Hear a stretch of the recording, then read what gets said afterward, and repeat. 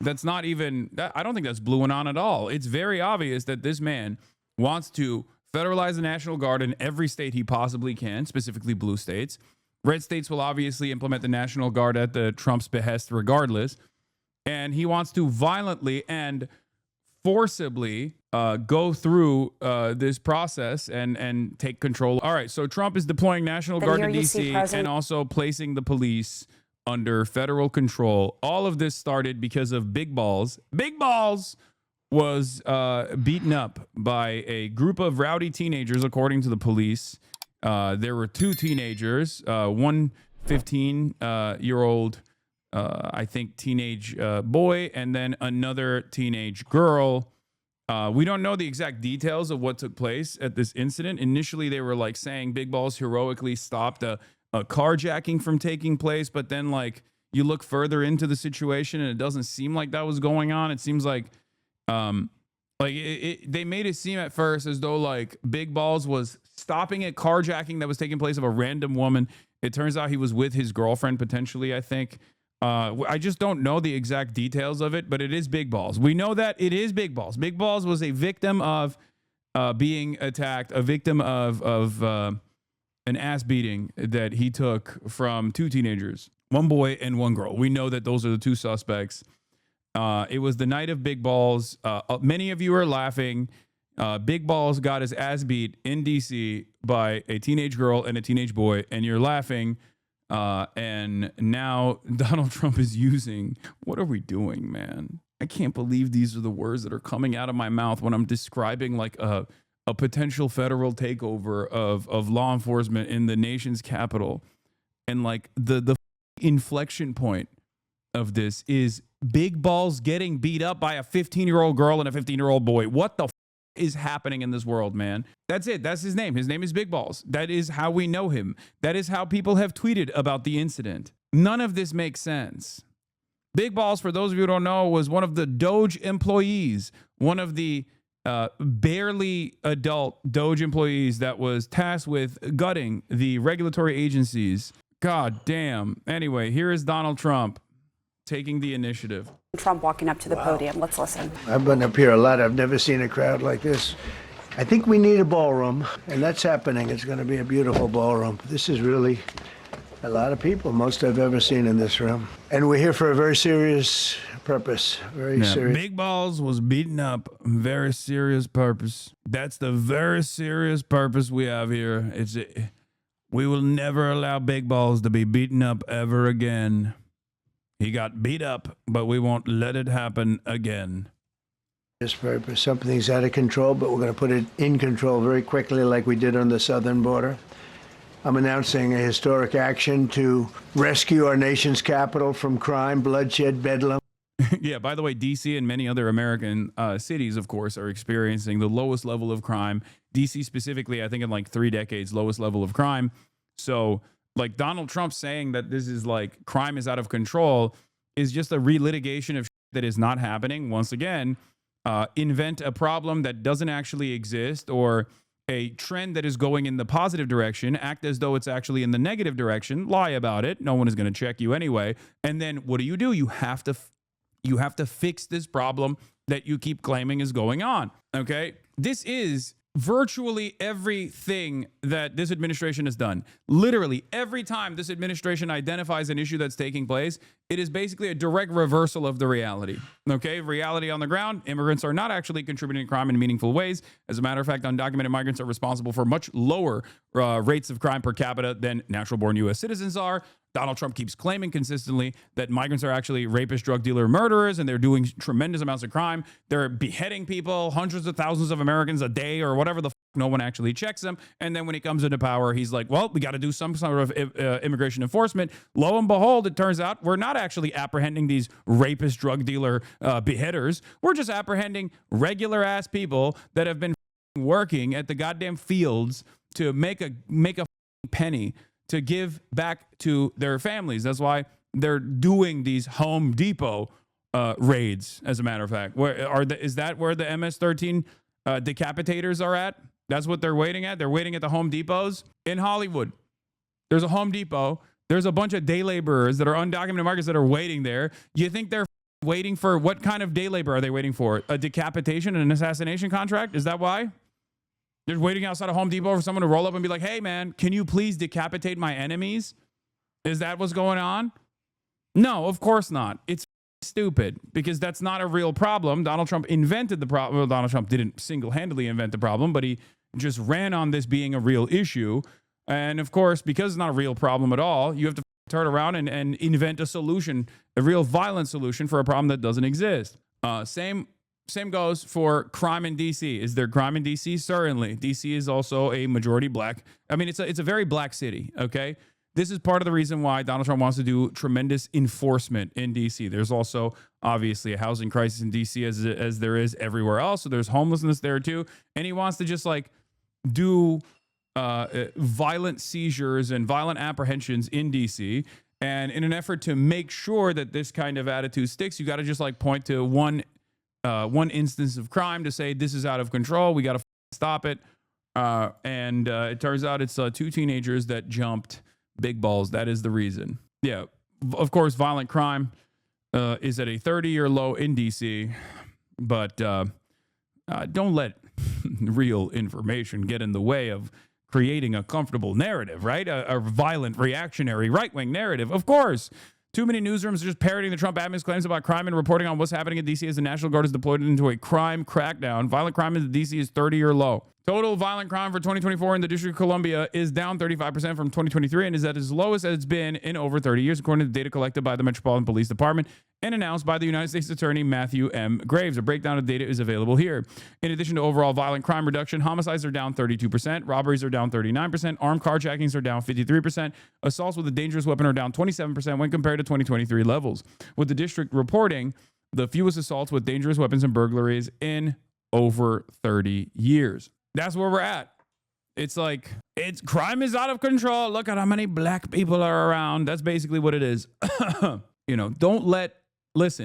not let actual information, the truth, empirical evidence, and all the other gay woke like that get in the way of crafting a right-wing narrative that justifies the military coming in and I guess like doing violent seizures and violent crime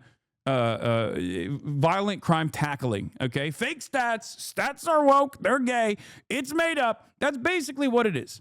Okay, it's also, we're in a permanent state of like, what are you gonna do about it with this administration? So they don't even care. They don't even care about this.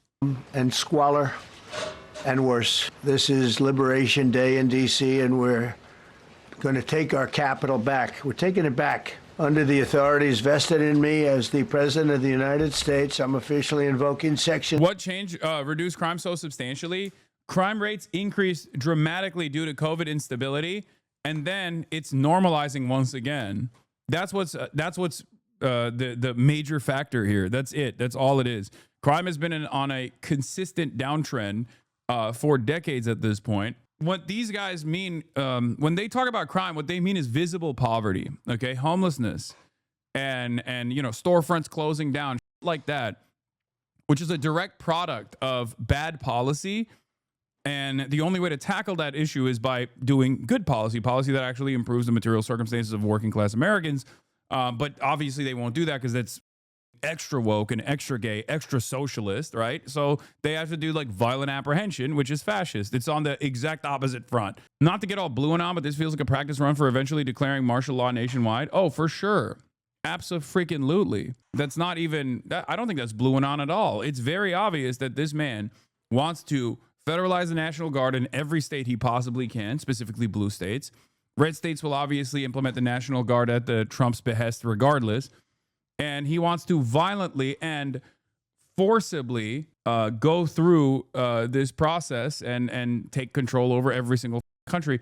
It's interesting because like there is no sophisticated false flag operation or a psyop that they're implementing. They're basically just saying there's no need for it anymore. You can just have Donald Trump say there's a lot of crime happening in this area, so we have to literally use the military to stop it. And people will go, okay, I guess we do. Like, there's no need for any sort of, there's no false flag operation. There's no There's no like CIA comes in and like it does some kind of like intervention or whatever. The president just says it. There's no pushback from the media ecosystem. So obviously, whatever he says goes. And before you know it, you're like, I guess we just have military on the streets. Great. 740 of the District of Columbia Home Rule Act. You know what that is? And placing the D.C. Metropolitan Police Department under direct federal control, and you'll be meeting the people that will be directly involved with that. Very good people, but they're tough, and they know what's happening, and they've done it before. In addition, yeah, the fact that the victim was big balls, it makes it even crazier. Like maybe that's the false flag. Who knows, right? I don't think so though. But it does make for an insane story. It makes for quite a stupid story. You know, our big beautiful balls was attacked in a carjacking by teenagers. We will put an end to teenage crime by force. We will make the military shoot the teens.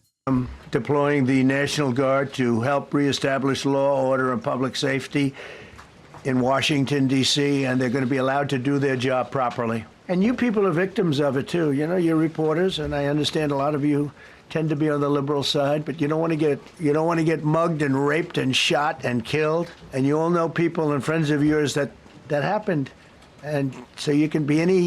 I think one of the craziest things to say in DC of all places is that like you don't want to be mugged and raped and shot and killed. And it's like, dog, you're a rapist. Okay. You have a literal another rapist to your left that you made the Secretary of State in DC of all places. If someone is likely to be raped, it is probably by the rapist in charge of the government. Okay. What an insane thing to just add on to the equation. It's like when we do the rapes, it's different. It's legalized. It's cool. Ghislaine Maxwell, free Ghislaine. Anything you want, but you want to have safety in the streets. You want to be able to leave your apartment or your house where you live and feel safe and go into a store to buy a newspaper or buy something. And you don't have that now. The murder rate in Washington. D.C. Violent crime in D.C. 2024 to 2025 year-to-date comparison. They just slam it right next to him saying this. Homicide down 12%. Sexual abuse down 49%. Assault with a dangerous weapon down 20%. Robbery down 28%. That's the woke DC Met Police. DC Met Police is lying because they're woke. Believe me, folks. They're lying. They're lying to the American public about how the crime is down. It's up. It's up. Why do I know it's up? Because I said so. We are going to fire the statistics guy at DC Metropolitan Police, and we're going to put whatever numbers we say is happening. That's right. These are not accurate numbers. These are inaccurate fake news numbers. We're going to fire the person who came up with the numbers and make sure that it is reflective of the reality. Today is higher than that of Bogota, Colombia. Are you saying his bar charts are fake? First of all, he doesn't have a bar chart. He's just making shit up. Okay? He's just making shit up. Why is he making this shit up? Because he wants to utilize the National Guard as a police force that is beholden to him and him only. And it's a testing ground. DC is a testing ground because it's like not a real state. It's a District of Columbia, and it doesn't have like the same tools at its disposal. So Donald Trump is basically using the DC, the big balls beat up, as an inflection point to try to test some kind of like federal law enforcement, because there's already a tremendous amount of federal law enforcement agents in DC to begin with. Yeah. There's no chart yet. Okay. I'm sure eventually there will be a chart that they will point to that will, create a neat little narrative, right? Oh, there. Okay. This is funny. Oh, here it is, dude. DC police commander suspended, accused of changing crime statistics. Police union says directive to change offense classification comes from command staff. This is from July 18th, 2025. A DC police commander is under investigation for allegedly making changes to crime statistics in his district. The Met Police Department confirmed Michael Pulliam was placed on paid administrative leave in mid-May. White House handouts passed out to reporters ahead of President Trump's news conference on DC crime. This is the chart. Washington, D.C. will be liberated today. Crime, savagery, filth, and scum will disappear. I will make our capital great again. Holy he is so insane. The days of ruthlessly killing or hurting innocent people are over. I quickly fixed the border. 0 illegals in the last 3 months. DC is next. Thank you for your attention to this matter. Criminals removed from DC streets this weekend, and then it's just like photos of 3 guys arrested for possession of controlled substance, oxycodone, and hashish. Arrested for carrying a pistol without a license. The firearm was recovered. Charged with possession of a firearm, possession of unregistered ammunition, possession with intent to distribute narcotics, and carrying a pistol without a license. Arrested for DUI. Arrested on a warrant out of Georgia. Weapons and narcotics seized during the operation this weekend. Wait, what? Narcotics seized during the operation this weekend? What the This is like you buy at a storefront. Bro, this is like a 10th grader made in Microsoft Word. I mean, yeah. Yeah, from immigrant crime to black crime, the conversation quickly shifted to a more comfortable territory that Americans know and Americans love talking about. One could even say that immigrant crime was an extension of like black and brown crime. You know, POCs, they're doing crimes. And now we're back to the age-old hits. These violent black criminals must be kept at bay through lethal law enforcement, that kind of thing. Mexico City, some of the places that you hear about as being the worst places on earth, much higher. This is much higher. The number of car thefts has doubled over the past 5 years, and the number of carjackings has more than tripled. Murders in 2023 reached the highest rate probably ever. They say 25 years, but they don't know what that means because it just goes back 25 years. Can't be worse. Our capital city has been overtaken by violent gangs and bloodthirsty criminals, roving mobs of wild youth, drugged out maniacs and homeless people. And we're not going to let it happen anymore. We're not going to take it. Just like we did on our southern border. Nobody comes through our southern border anymore. 3 months in a row, we had 0. I don't know if that's right, but the people that do the work, it's a very liberal group of people, actually, and they actually said 0 for the last 3 months. Nobody thought a thing like that was possible. And, you know, when you say take a look at numbers, I just saw some... Don't get me wrong, like America's rooted in racism, but isn't this like incompetent fascism? If people are mad at ICE, I feel like target black people radicalize most Americans more. No, this is incompetent fascism. There's no other way that these guys can actually implement fascism. They're incompetent. This is just, I mean, American fascism also doesn't have any sort of like significant institutional hurdles. American fascism does not have any sort of like serious left-wing pushback. So in the absence of like serious left-wing pushback, you can be incompetent and fascist in this way in broad daylight.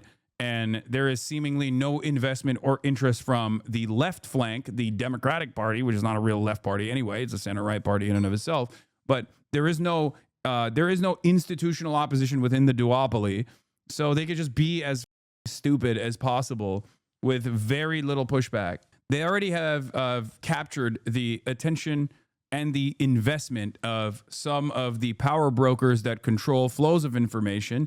On the one hand, you have the Fourth Estate, mainstream news and mainstream press owned by billionaires. Donald Trump goes to them and says, hey, play ball and I will help you. Some of them actually do play ball. Others that actually have any sort of like ideological opposition, because there's no real investment in like covering things truthfully, but there are, I guess, like different interests that some billionaires might have over others. And the ones that actually do cover things that make Trump look bad, for example, Donald Trump will go and sue in the court system. He's been doing it nonstop. And guess what? Lo and behold, there are a fuck ton of law firms that actually offered pro bono legal counsel, free of charge legal counsel to this administration early on.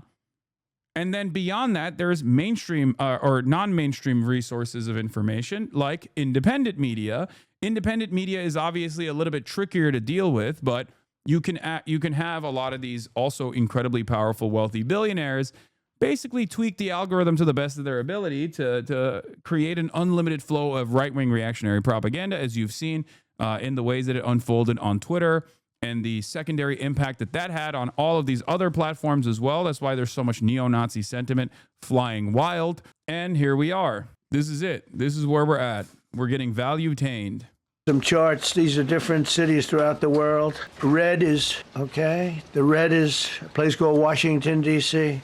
Look at these. Baghdad we doubled up on Baghdad. Panama City, Brasilia, San Jose, Costa Rica, Bogota, Colombia, heavy drugs. Mexico City, I mentioned, Lima, Peru, all double and triple what they are. So do you want to live in places like that?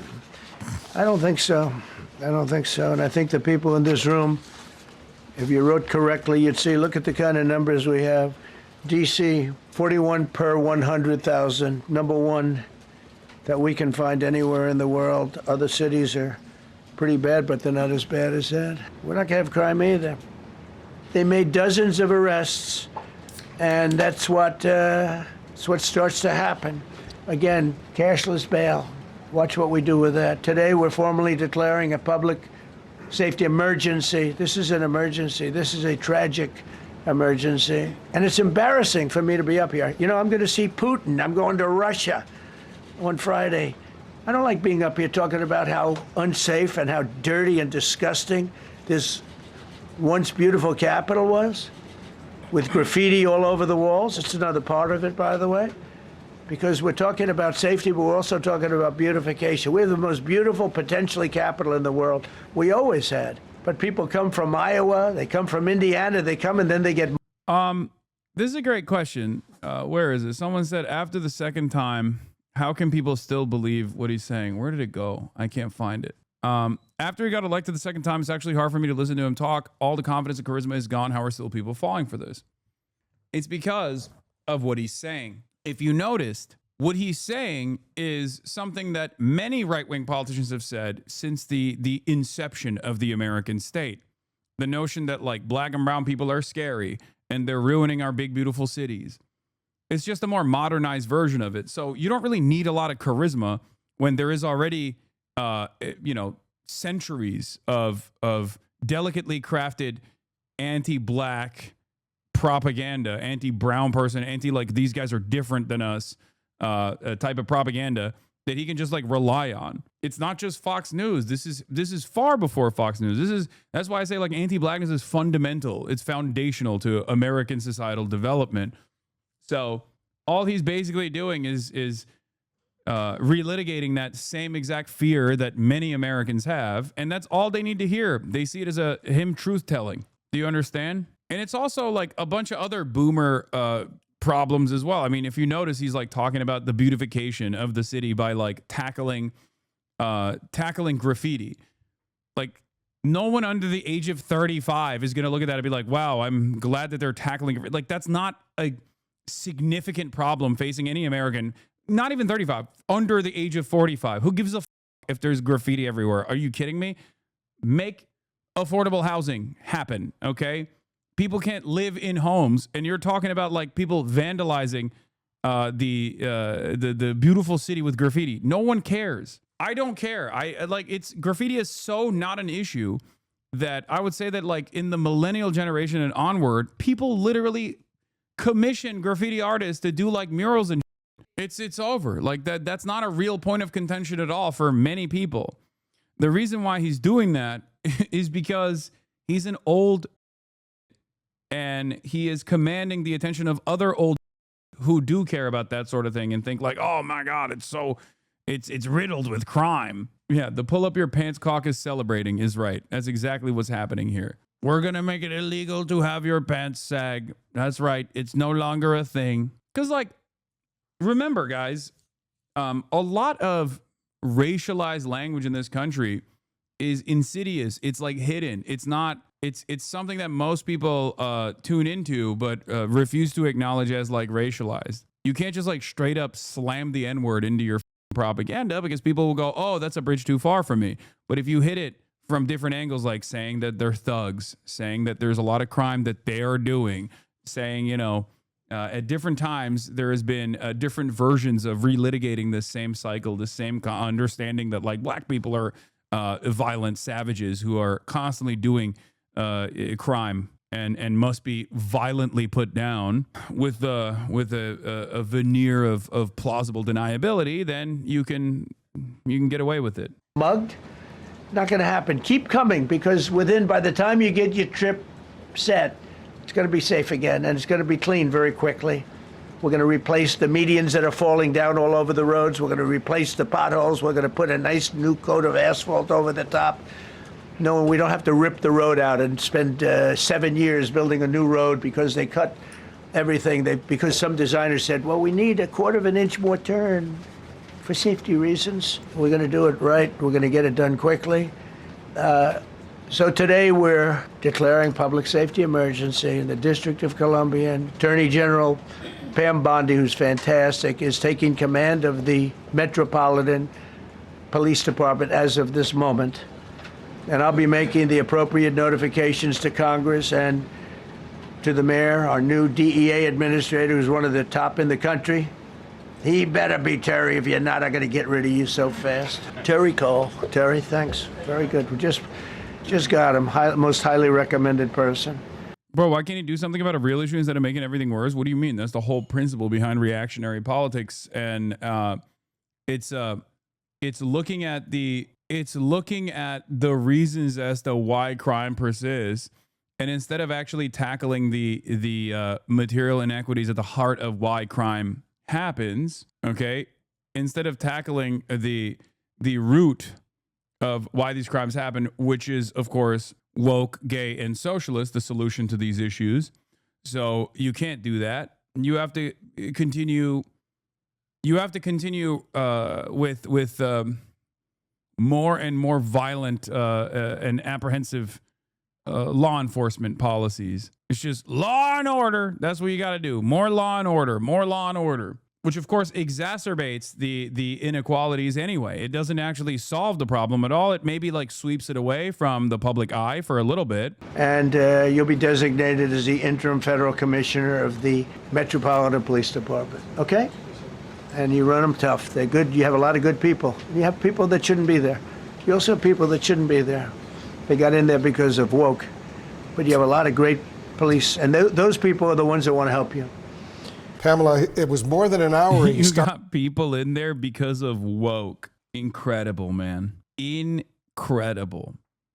You got people in there because of woke that shouldn't be in there. I mean, what do you say to that? What do you say to that? That's the president, man. Let's continue, I guess. This news conference, and it's been going on, answering a bunch of questions. Yeah, and this is significant because what he announced today is a federal takeover of D.C. police and deploying the National Guard. I mean, this is, as far as I know, unprecedented to hear it. National Guard and potentially other U.S. military troops down the road. Exactly, and he made it clear that this could just be the beginning, that it might not just be D.C., and I think that that is significant as well. And, of course, this is an extraordinary move by the president. I want to bring in our Brian Todd here. Brian, we're already getting reaction from D.C. council members. We are, Pamela and Wolf. This coming into CNN from Council Member Charles Allen of the 6th Ward in D.C.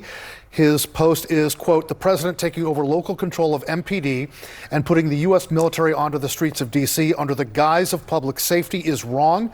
It's an extreme, outrageous, and dangerous move for our city and the safety of all of our residents." He's the first city council member to react to this whole thing. None of them had reacted really last week to this in any real measure. This is the first time a city council member has reacted. Is it blue and on to think this is another Epstein distraction? No, I think this isn't an Epstein distraction necessarily. I think this is just like another part of the broader plan. I don't think it's even blue and on to suggest that this is like the ultimate goal, which is to violently take over any sort of crime enforcement and give it directly to the hands of a much more servile federal law enforcement that is beholden to Donald Trump first and foremost. It's just like, they don't want any sort of localized control. They don't want any sort of like blue cities making decisions that would protect their own citizens, protect their own local constituents. They want basically all control to be in the hands of the administrative state, and they want to engage in a fascist takeover of cities. I think that's what it is. Like, they see the kind of language coming from Zohran Mamdani, for example. And it's like, oh, you do this to DC first, and you have a successful strategy that you've implemented in terms of like a brown shirt fascist takeover over the Capitol. Then you can do it in New York City too. It's I mean, it started not with DC, but it started with like Los Angeles. Los Angeles was the blueprint. Act as though crime is completely out of control, and forcibly federalize the National Guard against the demands or the interests of the state governance itself, and use that as a threatening military presence to violently stop any sort of pushback from the local citizens. Portland is another example as well. Portland and Trump 1 was a perfect example of this.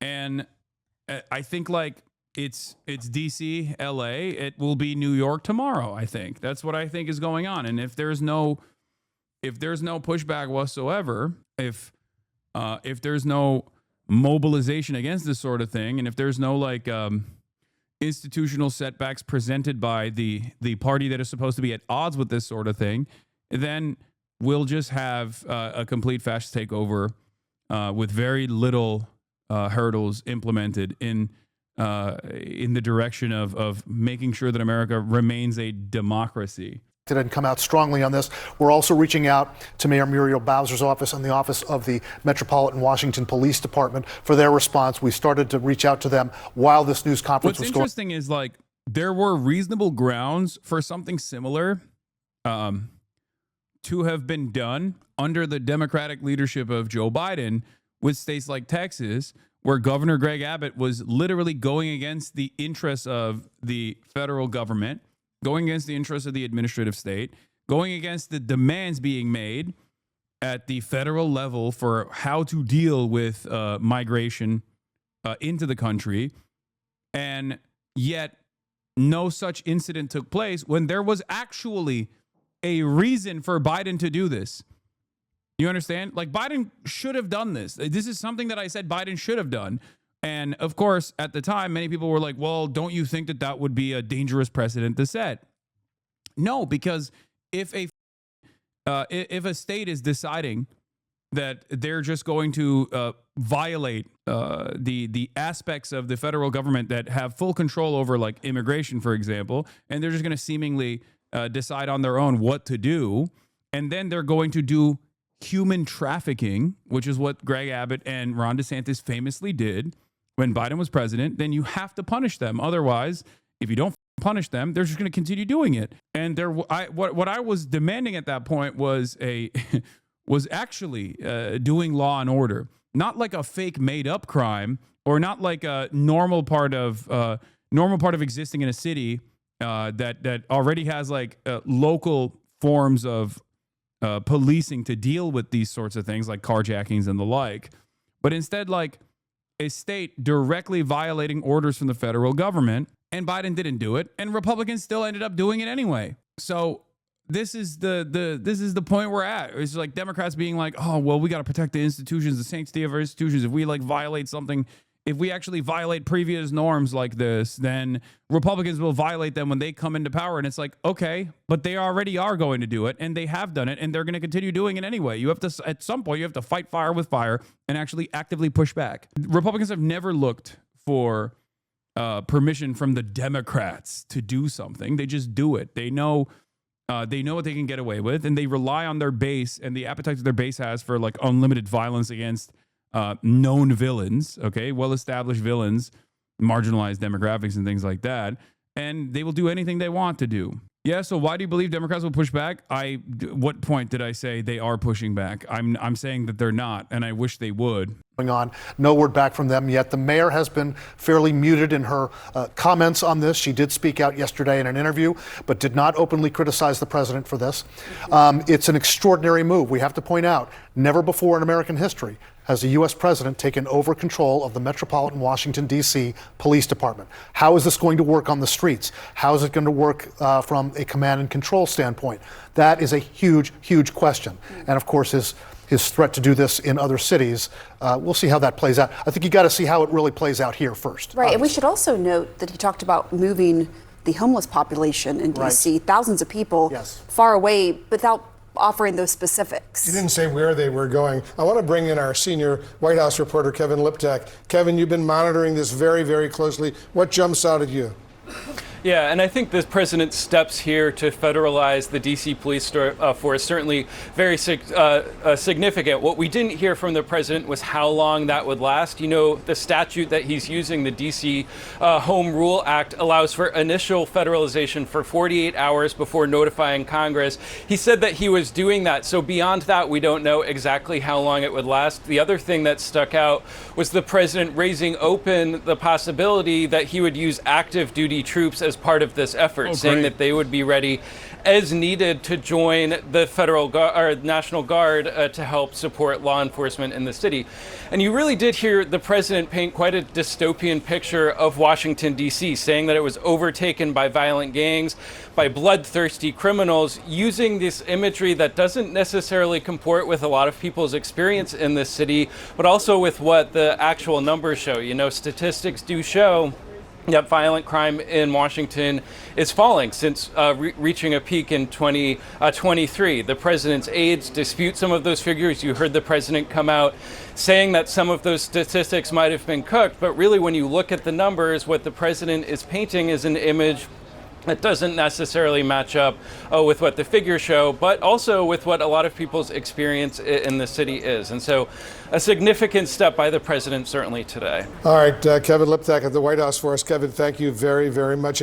I think one of the craziest aspects of this is that, like, this violent seizure, okay, this ridiculous seizure of local law enforcement in the hands of, like, federal law enforcement apparatus is precisely what the Republicans presented as a real danger that the Democrats were implementing when they fucking were not, okay?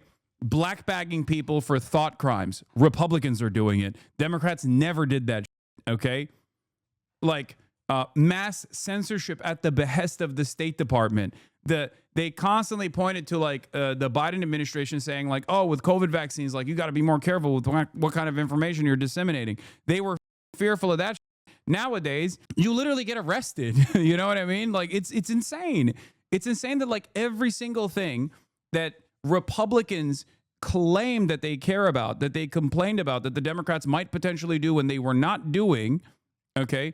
When a Republican president is doing it, they're all celebrating it, okay? Black bagging people for thought crimes, literally happening in this goddamn administration. No issues whatsoever. The idea that, like, the idea that, like, oh, there's a pedophilic elite that are being protected by the administration in charge. Okay, look at Donald Trump. He's going to give a pardon to Ghislaine Maxwell, or at least, like, lenient sentencing to Ghislaine Maxwell. It's already started in exchange for a false confession, presenting her as the singular person that can, reveal information about an investigation that the administration is suppressing.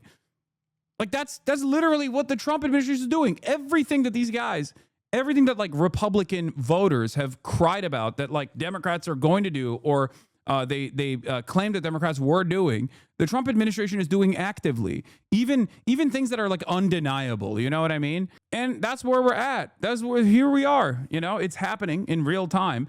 And it seems like the Republicans love it. They're like, oh, this is great. This is exactly what we voted for. That's what they keep saying over and over and over again. Great. You know, oh, they don't care about the Constitution. Okay, what is the Constitution? It's like, I'll wipe my ass with the Constitution if my president says it's baby. Let's go. You know, Chief Pamela Smith is the chief of the Metropolitan Police Department, and its 3,100 members work under her direction. However, as most have heard from the president's press conference, that he has prerogatives in D.C.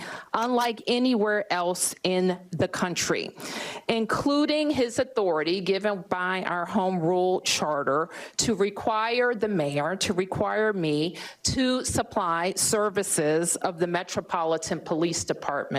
And he also has control and the ability to deploy the National Guard. But let me be clear, as our home rule charter is also clear, and the president's executive order restates. Yeah, the only thing here is that per DC Home Rule Act, presidential control can't last beyond 30 days unless Congress authorizes an extension. Trump has to provide written justification to Congress to extend control beyond 48 hours. And Dave Weigel asks, does any Republican not vote to extend it? Especially on this issue, Republicans will absolutely extend it. Here's another lie. These guys constantly talk about the debt, the deficit, the deficit, the deficit. Donald Trump will explode the deficit by offering fat tax cuts to the wealthiest people in American society at a time when they're like experiencing unprecedented levels of wealth growth, where 99% of the public is actually suffering with no adjustments and no solutions to the growing cost of living crisis, this affordability crisis that every American is experiencing, which is what he actually ran on, by the way, tackling that issue. Meanwhile, the only thing he's implemented is actually going to inevitably, down the line, increase prices for every single American because he slapped on a fat sales tax, which is a regressive tax, which hurts the working poor way harder in the form of universal tariffs, okay, with no trade to protect whatsoever. In the process of market volatility that took place, whenever he says, I'm going to do the tariffs, and then he says, I'm not going to do the tariffs, the only people that actually made out like bandits were the wealthiest people who played the market in accordance to Donald Trump's wishy-washy politics. And not only that, but instead of cutting back on like military spending, what we're doing is increasing military spending, which was yet another lie. There is trillions of dollars the Pentagon cannot even account for at this point. Never actually passed a audit. Doesn't really matter. We just got to keep dumping more money into that endeavor. And now we will use the military as a law enforcement mechanism in direct violation of the Constitution, but it doesn't fucking matter because Trump can just turn around and say, well, there's crime happening. It's really scary. We got to use the military. That's it. That's it. All the while, there is another federal law enforcement mechanism that is straight up operating without any sort of constitutional limitations under the Department of Homeland Security. And the Trump administration is using that as its own personal Gestapo force. And we gave 17 billion, or not 17, 175 billion total in the next decade to make sure that we fund this federal law enforcement agency so they can do black bagging, kidnapping operations in the middle of the street with no constitutional scrutiny whatsoever, with no limitations whatsoever. They operate outside of the bounds of the Constitution at the direct behest of the president. You make these decisions if you feel like you're never going to lose an election or if there's no election ever going to take place whatsoever. Make no mistake. That's why I keep saying, perhaps jokingly, that like, who knows if we'll have another election, you know? These guys are moving like they don't care if Democrats ever actually come back to power, because either they believe that the Democrats won't do anything with this newfound consolidation of power at the White House, or they'll never actually reach the White House ever again.